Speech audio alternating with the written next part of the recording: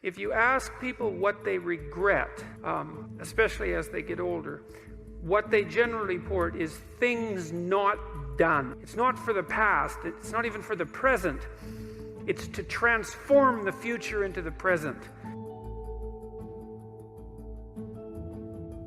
We build circuits within us for habitual action that we've practiced many times that seem to run in a very deterministic fashion. And we are a strange combination of deterministic and non-deterministic as far as I can tell. But what our consciousness seems to be for is to encounter those things that we have not yet encountered. And those things that we have not yet encountered seem to me to be those things that have not yet been brought into being. And so you could say that what our consciousness is for the encounter with potential. You know, that our consciousness is it's not for the past, it's not even for the present. It's to transform the future into the present. And really that's what our consciousness does. When you wake up in the morning, you have a new day ahead of you, and the day could take you in very many directions. And the weeks and the years, all of that can take you in very many directions. And you have some apprehension about what those directions might be. You have some apprehension about what role your choices might make in transforming that potential into one form of actuality or another. I mean, you certainly know that there are dreadful mistakes that you might be very tempted to make that would produce all manner of hell around you and still be tempted to do it. It seems like it's sitting there right in front of you as a possibility. You also know that, you could haul yourself up out of bed and attend to your duties and do the sorts of things that you're supposed to and set a few things right that day and that week, and that likely things would at least not be worse, and they would probably be better. And I do believe that I don't understand how this can be the case. I don't understand how it is that consciousness can function in that way, because I think to understand that, we would have to understand what it means for the future to be only potential rather than actuality. And who the hell understands that? I mean, no one. And then we'd have to understand how it is that our conscious choices and our conscious ethical choices transform that potentiality into actuality, into reality, into the present and the past. And we certainly act as if we believe that that's what we do. Socrates said that he had a daemon, and by which he meant an internal voice. And he said that he always listened to it.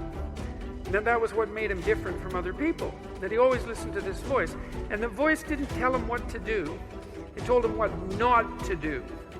And when the Delphic Oracle proclaimed that Socrates was the wisest man in Greece, in Athens and in Greece, one of the reasons Socrates attributed her decision to deem him the wisest man was because, well, she said he knew nothing, but he knew in part that he knew nothing, at least in part because he was always listening to the voice of his daemon, his internal conscience. And then I just found out the other day that the word democracy comes from the same root, which is really interesting.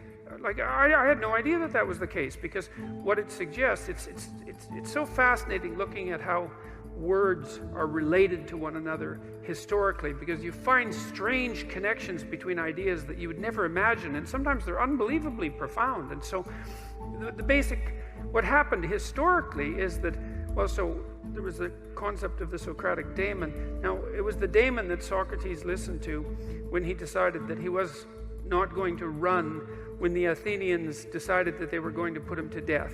The Athenian aristocrats, right? Because they thought that he was corrupting the youth by, talking to them and telling them the truth. And I suppose that's certainly grounds for chasing someone out of your town. Anyways, they gave him plenty of notice because they didn't really want to kill him. They just wanted to get the old goat the hell out to some other city where he could cause trouble there. And his friends were, making plans to scurry him away from Athens. And he went out and consulted his daemon, and it told him not to leave. And that was a big shock to Socrates because, of course, he didn't want to die, and but yet he had decided that he was always going to follow the dictates of the daemon, and so he did something that only a philosopher would do, was reversed his assumptions. He thought, oh, well, I was afraid of dying, and my daemon said, stick around, and so I must be wrong. It must be worse to risk not following that internal voice than to risk this form of death, which is a question you have to really wrestle with, and one his friends weren't very happy about. But in any case, he didn't run, and we have two good court-like documents attesting to that, one written by someone named Xenophon and the other by Plato.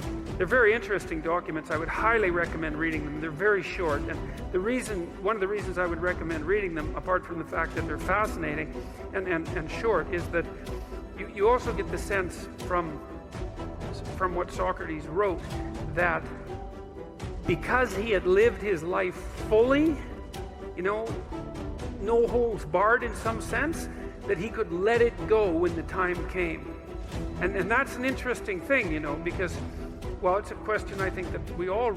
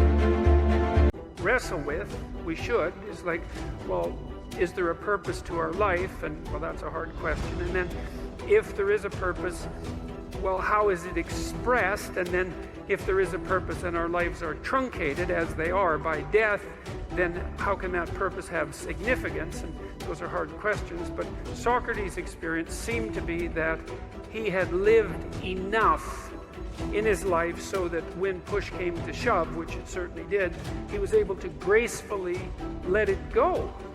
And, he attested to that with his death. And that's fairly convincing, that's a fairly convincing argument. And it's one that I find, well, it's hard to tell if I find it exactly credible, but I don't find it incredible. I certainly have noticed that as I've got older and have done things, accomplished isn't exactly the right word. I've participated in many things.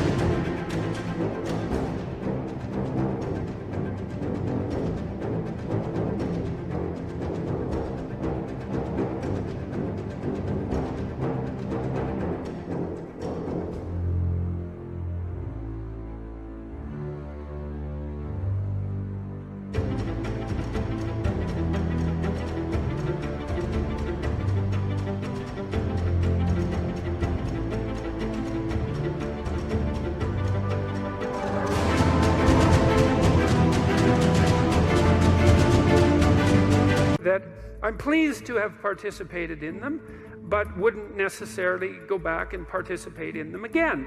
It's sort of as if when you do something and you finish it, it's as if it's done. You don't have to do it again. And maybe it's possible, who knows, that if you finish your life, whatever that might mean, if you exhaust your life, then that's enough life,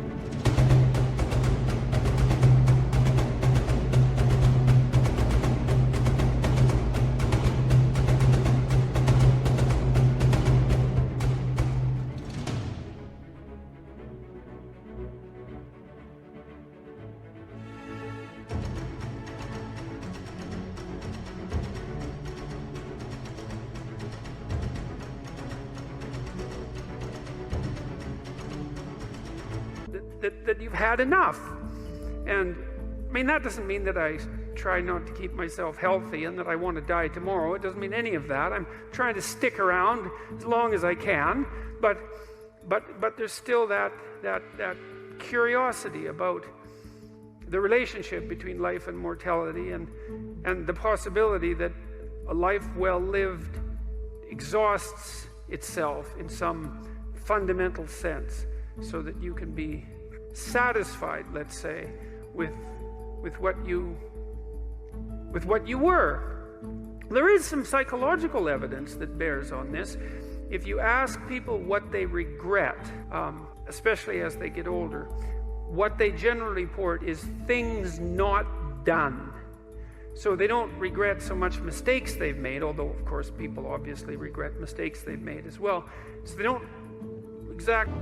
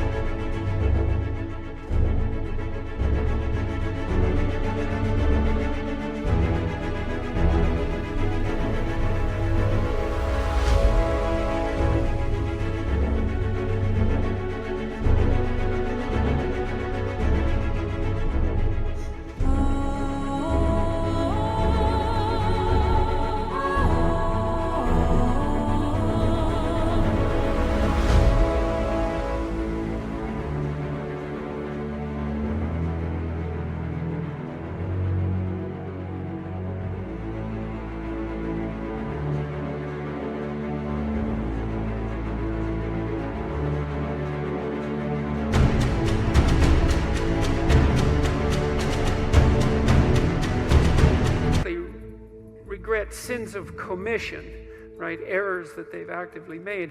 They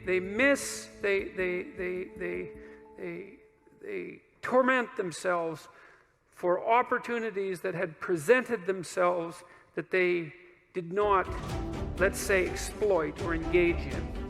And I think that's worth thinking about too, because one thing that I have become convinced about with regards to human consciousness, which I think is equivalent to the spark of divinity in some sense that our fundamental stories insist has been placed within us, is that human consciousness is that faculty that confronts potential itself